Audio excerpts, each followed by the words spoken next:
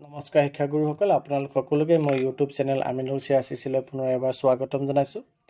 মই আজি দিনৰ বেলাত বনোৱা ভিডিঅ'টিত আপোনালোকক জনাইছিলোঁ যে আমি আমাৰ যি শিক্ষা হেতু এপ আছে সেই এপটো আপডেট কৰিব লাগে। অৰ্থাৎ এই এপটোত কিছু নিউ ভাৰ্চন এটা আহিছে আৰু সেই নিউ ভাৰ্চনত নিউ ফিচাৰ্ছ এড কৰিছে। আমি আপডেট কৰি পেলাই আমি এবাৰ লগ আউট কৰি লৈ পুনৰ যদি লগ ইন কৰোঁ তেতিয়াহ'লে আমি সেই নিউ ভাৰ্চনৰ নিউ ফিচাৰ্ছ আমি দেখা পাম। আৰু নিউ ফিচাৰ্ছটো হ'ল ইয়াত MDM এড কৰি দিছে। MDMৰ ৰিপৰ্ট আমি শিক্ষা হেতু এপৰ পৰা কৰিব লাগিব।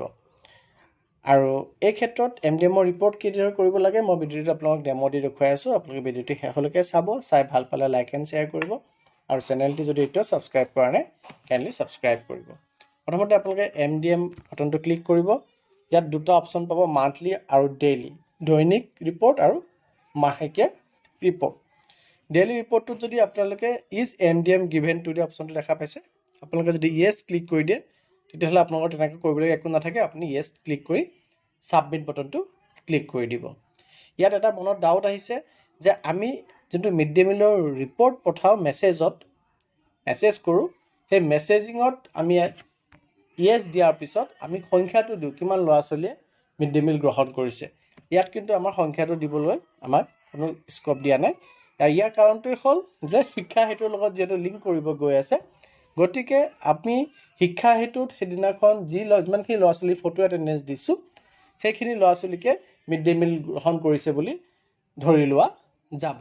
আৰু যদিহে স্কুলখনে যিমান ল'ৰা ছোৱালী উপস্থিত আছিলে সম্পূৰ্ণ ল'ৰা ছোৱালীৰ ফটো এনৰোল কৰি লৈ পেলাই সম্পূৰ্ণ ল'ৰা ছোৱালীৰ ফটো এটেণ্ডেঞ্চ দিয়া নাই, তেতিয়া যিমানখিনি ল'ৰা ছোৱালী ফটো এটেণ্ডেঞ্চ দিছে সিমানখিনি ল'ৰা ছোৱালীকহে উপস্থিতি মানি ল'ব আৰু মিড ডে মিল প্ৰভাইড কৰিছে বুলি ধৰি লোৱা হ'ব। সেইকাৰণে ইয়াত সংখ্যাটো বিচৰা নাই।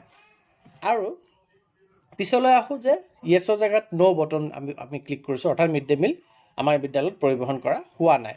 তেতিয়া আপোনালোকে চাব তাৰ দুটা ৰিজন দিব লাগিব ন'ৰ। এটা হৈছে দুটা আমি কৰিব লাগিব, এটা হৈছে ৰিজন দিব লাগিব আৰু তাৰ লগত চাব ৰিজন দিব লাগিব কিয় মিড ডে মিল প্ৰভাইড কৰা হোৱা নাই। ৰিজনত আপোনাৰ কি আছে আপোনালোকে চাওক। প্ৰথম ৰিজনতে আছে ড্ৰপ ডাউনত যদি আমি যাওঁ দেখা পাম ফুড গ্ৰেইনছ নট এভেইলেবল, বিদ্যালয়ত চাউল নাই। কুক নট এভেইলেবল, বিদ্যালয়ত ৰান্ধনি নাই। ইনগ্ৰিডিয়েণ্টছ ফুইল নট এভেইলেবল, বিদ্যালয়ত আমাৰ ইন্ধন নাই। পেকেজেছ নট ৰিচিভ ফ্ৰম NGO, যদি NGOয়ে যোগান ধৰে NGOৰ ফালৰ পৰা আমি পেকেট পোৱা নাই। স্কুলত হলিডে চলি আছে বা এইকেইটা ৰিজনৰ ভিতৰত যদি নপৰে বেলেগ কিবা ৰিজন আছে তেতিয়া আমি আদাৰ ৰিজন চিলেক্ট কৰিম। মই আপোনালোকক ইয়াত ফুড গ্ৰেইনছ নট এভেইলেবলটো চিলেক্ট কৰি দেখুৱালোঁ। তেতিয়া চাব ৰিজনত ড্ৰপ ডাউনত বেলেগ বেলেগ যদি চিলেক্ট কৰোঁ বেলেগ বেলেগ আহিব। ইয়াত আহিছে ফুড গ্ৰেইনছ নাথাকাটো আমি যিহেতু ৰিজন হিচাপে দিছোঁ, গতিকে ফুড গ্ৰেইনছ কিয় নাইকিয়া যে আমি ৰিচিভে কৰা নাই, আমাক FCIৰ ফালৰ পৰা যোগান ধৰা হোৱা নাই, বা যিখিনি চাউল আছিল সেইখিনি ডেমেজ হৈ গ'ল 2 নম্বৰ কাৰণটো। আৰু 3 নম্বৰ হ'ল যিখিনি চাউল আছে সেইখিনি চাউল দি আমাৰ যিমানখিনি ছাত্ৰ ছাত্ৰী আছে গোটেইকেইজনক সামৰি ল'ব নোৱাৰি, চবৰ কাৰণে নাটিব, গতিকে আজি মিড ডে মিল পৰিৱেশন কৰা নহ'ল। এই তিনিটা অপশ্যন আমি ইয়াত পাই আছোঁ। আৰু যদি মই ৰিজনটো যদি আমি বেলেগ এটা চিলেক্ট কৰিছোঁ, ধৰি লওক কুক নট এভেইলেবল, ৰান্ধনি নাই, তেতিয়াহ'লে তাৰ চাব ৰিজনত চাব আপুনি আকৌ বেলেগ বেলেগ পাব। কিয় ৰান্ধনি নাই?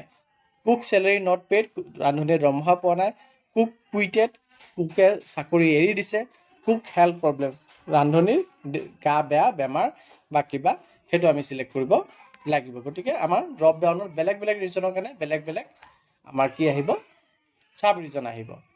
এতিয়া কথাটো হ'ল এইখিনি আমি ডেইলি ৰিপৰ্টিঙৰ কথাটো আহিল। মান্থলি ৰিপৰ্টিং আমি গম পাওঁ, মান্থলি ৰিপৰ্টিঙতো একেই। আপোনাৰ দুটা বস্তু আমি উল্লেখ কৰিব লাগে, দুটা Y লিখি পেলাই বা YN লিখি পেলাই আমি মেছেজটো পঠাইছিলোঁ, যিবিলাক আমি মেছেজ পঠাই আছিলোঁ তাত আমি তেনেকৈ কৰিছিলোঁ। ইয়াতো সেই দুটা কথাই সুধিছে। প্ৰথমটো হ'ল are funds available or not, funds আছে নে নাই, আমি যদি আছে য়েছ দিম, যদি নাই ন' দিম। Is food available or not, food means আচলতে ফুড গ্ৰেইনছ বুজাইছে, চাউল বিদ্যালয়ত আছে নে নাই, অফ টু অৰ হ'ব লাগিছিলে। চ' আপুনি আছে যদি য়েছ দিব আৰু যদি নাই যদি ন' দিব, আৰু ন' দি পেলাই আমি ছাবমিট বাটনটো ক্লিক কৰিব লাগিব। ইয়াতো আমি আমাৰ মুঠ ছাত্ৰ ছাত্ৰীৰ সংখ্যাটো আমি যেতিয়া মেছেজ কৰিছিলোঁ Y বা YN লিখি পেলাই তাত আমি মুঠ ছাত্ৰ ছাত্ৰীৰ সংখ্যাটো আমি লিখি দিছিলোঁ, কিন্তু ইয়াত আমাৰ মুঠ ছাত্ৰ ছাত্ৰীৰ সংখ্যা লিখিব নালাগে, কাৰণ মুঠ ছাত্ৰ ছাত্ৰীৰ সংখ্যাটো আমাৰ শিক্ষা হেতু এপৰ পৰাই লৈ লোৱা যাব। গতিকে ছাবমিট বাটনটো ক্লিক কৰি দিলে আমাৰ ছাবমিট হৈ যাব। ইয়াত এটা কথা আমি মন দিব লাগিব, ইউ কেন অনলি আপডেট দিছ ওৱান্স মান্থলি। এইটো ক্ষেত্ৰত মান্থলি ৰিপৰ্টটো আমি এবাৰে আপডেট কৰিব পাৰোঁ। এবাৰ আপডেট কৰাৰ পিছত আমি তাক আৰু কাৰেকশ্যন কৰাৰ সুবিধা বৰ্তমানলৈকে দিয়া নাই। গতিকে আপডেট কৰোঁতে আমি ভাবি চিন্তি কৰিব লাগিব। আমি যদি আপডেট কৰি দিওঁ তাৰপিছত আমি এইটো আৰু কাৰেকশ্যন কৰিব নোৱাৰোঁ। আৰু ডেইলি ৰিপৰ্টটোৰ ক্ষেত্ৰতো একেই, আমি ডেইলি ৰিপৰ্টটো এবাৰে ইউ কেন অনলি আপডেট দিছ ওৱান্স ডেইলি, দিনটোত এবাৰে আপডেট কৰিব পাৰোঁ। আমি মেছেজিঙৰ ক্ষেত্ৰত কিন্তু আমি যদি এবাৰ মেছেজটো ভুলকৈ দিছিলোঁ, আমি 5টা বজাৰ আগলৈকে যোনটো মেছেজ দি থাকিব পাৰোঁ, একদম শেষৰ যোনটো মেছেজ হ'ব সেইটোকহে আমাৰ সেইদিনাখনৰ মিড ডে মিল খোৱা ছাত্ৰ ছাত্ৰীৰ সংখ্যা বুলি ধৰি লোৱা যায়। গতিকে আমি শুদ্ধ কৰিবলৈ এটা স্ক'প আছিলে। ইয়াত কিন্তু আমি এবাৰেই আমি মেছেজটো পঠাব পাৰিম। পুনৰবাৰ পঠালে আমাৰ পপ আপ ওলাই আহিব যে you already submitted the report বা তেনেধৰণৰ পপ আপ এটা ওলাই আহিব। আমি বাৰে বাৰে মেছেজ পঠাই থাকিব নোৱাৰিম বা এইটো ৰিপৰ্ট কৰি থাকিব নোৱাৰিম। গতিকে আমি যোনটো ৰিপৰ্টটো পঢ়োঁতে আমি কেয়াৰফুল হ'ব লাগিব। আমি যিহেতু এবাৰেই ৰিপৰ্ট পঠাব পাৰোঁ, গতিকে আমি ভেৰি কেয়াৰফুল হ'ব লাগিব ৰিপৰ্টটো দিয়াৰ ক্ষেত্ৰত। গতিকে ইনফৰমেশ্যনখিনি ইম্পৰ্টেণ্ট বুলি ভাবিলে কাইণ্ডলি শ্বেয়াৰ কৰিব, আৰু চেনেলটো যদি এতিয়াও ছাবস্ক্ৰাইব কৰা নাই কাইণ্ডলি ছাবস্ক্ৰাইব কৰিব। ধন্যবাদ।